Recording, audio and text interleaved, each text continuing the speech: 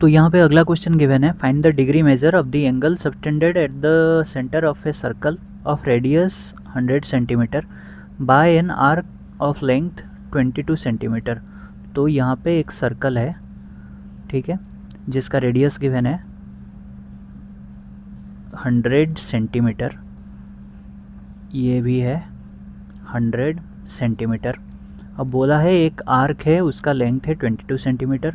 तो ये जो है ये 22 सेंटीमीटर है, नाम दे देता हूँ OAB। तो ये जो AB नाम का आर्क है, AB आर्क है, ये है 22 सेंटीमीटर। अब क्या बोला है, find the degree measure, degree में मेजर करना है angle subtended at the centre of the circle. ये तो ये जो आर्क है, ये जो सेंटर में ना, ये ऐसे एक एंगल बना रहा है। तो ये जो एंगल सेंटर में बना रहा है, तो इसी को मेजर करना है, किस में, डिग्री में मेजर करना है, इन डिग्री मेजर, ठीक है। अभी फॉर्मूला है उसके लिए हमारे पास theta is equal to L/R। L का वैल्यू गिवन है, R का वैल्यू गिवन है। तो यहाँ पे हम लोग यही फार्मूला पुट करेंगे कि थीटा जो है ये है L/R। अब थीटा का वैल्यू क्या मिल जाएगा हमें यहाँ से, L का वैल्यू है 22 सेंटीमीटर बाय R का वैल्यू है 100 सेंटीमीटर। तो ये कट जाएगा, 2 होने से 11, ये हो जाएगा 50, यानी कि थीटा का वैल्यू जो है ये मिल जाएगा 11/50 रेडियंस, ठीक है। लेकिन हमें बोला क्या है कि ये जो थीटा है इसको डिग्री में निकालना है। तो हमें पता है पाई रेडियन जो होता है 180 डिग्री, यानी कि यहाँ से मिल जाएगा हमें कि 22/7 रेडियंस जो है ये है 180 डिग्री, यानी कि 1 रेडियन जो है ये हो जाएगा 180 डिग्री इंटू 7/22, ठीक है।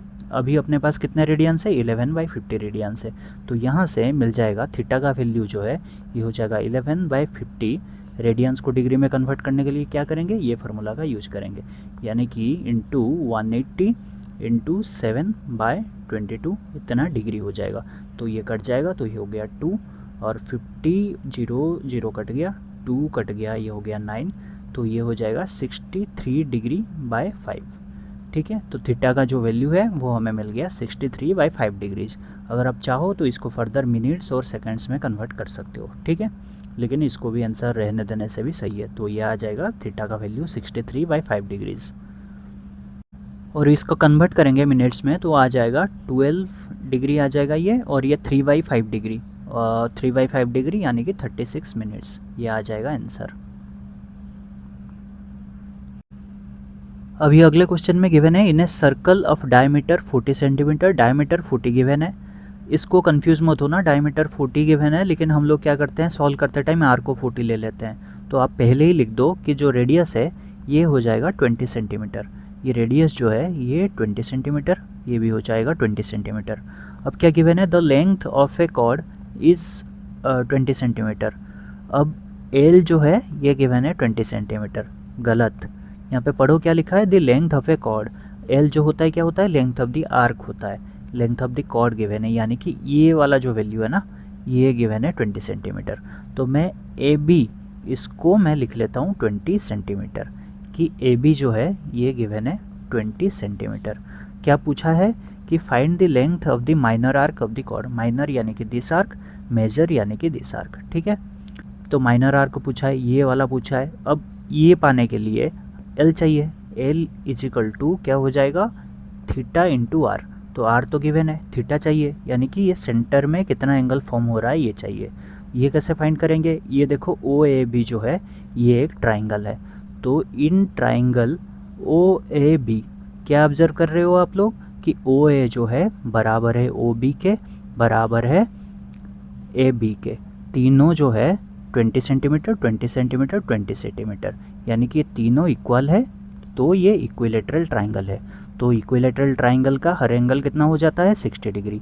तो ये सेंटर में जो एंगल बनाएगा यानी कि ए ओ बी जो है ये हो जाएगा 60 डिग्री। क्यों हो जाएगा, क्योंकि ट्राइंगल ओ ए बी जो है ये हो गया इक्विलेटरल ट्राइंगल, ट्राइंगल। अब ये बन गया 60 डिग्री, ये सेंटर में है ना, इसको मैं लिख लेता हूँ यहाँ पे, सेंटर में बन गया 60 डिग्री। अभी हमें क्या फाइंड करना है, ए बी फाइंड करना है। कैसे फाइंड करेंगे, ये फार्मूला से फाइंड करेंगे। ये फार्मूला क्या कहता है कि थीटा जो है बराबर है एल बाई आर के, लेकिन थीटा जो है ये किस में होना चाहिए, रेडियंस में होना चाहिए। और हमारे पास फार्मूला है pi radian is equal to 180 degree. Theta जो है हमें मिल गया किस में, डिग्रीज़ में, तो 60 डिग्री को हम लोग रेडियंस में पहले कन्वर्ट कर लेंगे।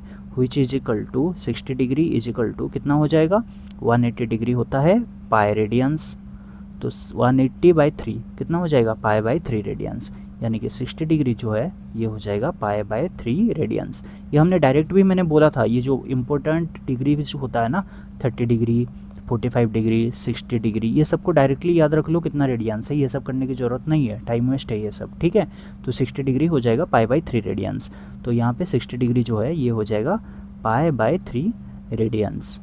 तो यहाँ पे ये जो फॉर्मूला है यहाँ पे सीधा पुट करूँगा, थीटा के जगह पाई/3, एल का वैल्यू फाइंड करना है, आर कितना गिवन है, आर रेडियस गिवन है 20 सेंटीमीटर, तो एल का जो वैल्यू है ये यहाँ से मिल जाएगा 20/3 इंटू पाई, पाई का वैल्यू क्या होता है 22/7, तो ये वैल्यू सॉल्व करोगे तो आ जाएगा ये 440 डिवाइडेड बाई 21 सेंटीमीटर में आएगा यूनिट, क्योंकि आर का जो यूनिट है वही होता है एल का यूनिट, क्योंकि ये दोनों का यूनिट सेम होगा तभी तो कटेगा। इसका जो यूनिट होता है कुछ होता नहीं है, रेडियंस लिखते हैं बट रेडियंस का वैसे कुछ यूनिट नहीं है, सेंटीमीटर, मीटर, केजी, ये सब कुछ यूनिट नहीं है, ठीक है। तो ये दोनों का बराबर होता है यूनिट, तो L/R जो है ये हो जाएगा थीटा, तो यहाँ से इस फार्मूला से आ जाएगा एल का वैल्यू कितना 440/21 centimetre, same unit as R. यहाँ पे ये आर का यूनिट था सेंटीमीटर में, तो इसका यूनिट भी सेंटीमीटर में आएगा। तो अगले क्वेश्चन में बोला है if in 2 circles arcs of the same length subtend angle 60 degree and 75 degree at the centre, find the ratios of their ready. मतलब 2 सर्कल्स हैं, तो 2 सर्कल्स हैं तो मैंने लिख लिया C1, ये हो गया C2। अब बोला है कि arcs of the same length, तो दोनों का आर्क का लेंथ हो गया, या इसका हो गया L, इसका हो गया L। अभी क्या बोला है, subtend angle 60 degree and 75 degree, तो यहाँ पे जो θ1 है ये हो जाएगा 60 डिग्री, 60 डिग्री यानी कि पाई/3 रेडियंस, कन्वर्ट करके देखना। θ2 जो है ये हो जाएगा 75 डिग्री, 75 डिग्री जो है ये हो जाएगा 5π/12 रेडियंस, ठीक है। अभी क्या बोला है, eight the centre find the ratio of their ready, यानी कि R1/R2, इसका है R1, इसका है R2, तो हमें पूछा है कि R1/R2 का वैल्यू निकालो, ठीक है।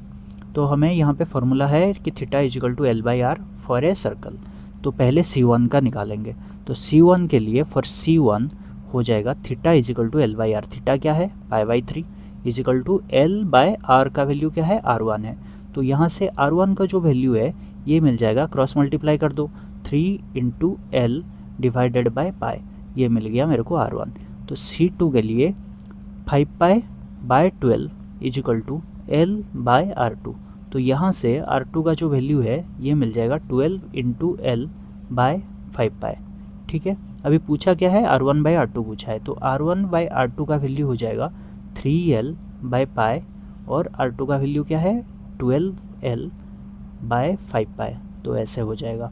तो पाई कट गया, L कट गया, 3 ये हो जाएगा 4, तो R1/R2 जो है ये हो जाएगा 5/4, तो R1/R2 ये हो गया 5/4। क्वेश्चन क्या पूछा था, find the ratio of their ready, तो रेशियो हो जाएगा 5/4।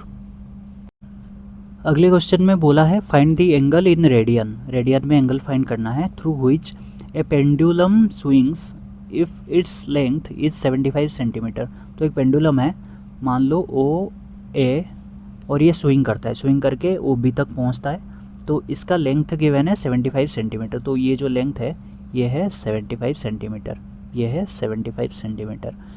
और क्या बोला है, and the tip describes an arc of length, तो ये जो टिप है, ये टिप है, ये ऐसे घूमता है ना, तो ये एक आर्क बनाता है। अगर ये पूरा घूमता तो ऐसे ऐसे घूमता पूरा, तो ये एक सर्कल का पार्ट होता, जिसमें ये जो है ये एक रेडियस के बराबर है, और ये जो है ये आर्क है। तो यहाँ पे हम लोग, क्योंकि ये सर्कल का एक पार्ट है, तो फिर θ = L/R लगा सकते हैं, जहाँ पे थीटा जो है ये एंगल हो जाएगा, ये जो सेंटर में एंगल फॉर्म हो रहा है ये थीटा हो जाएगा, ये L हो जाएगा, ये R हो जाएगा, ये फार्मूला हम लोग यूज कर सकते हैं, ठीक है।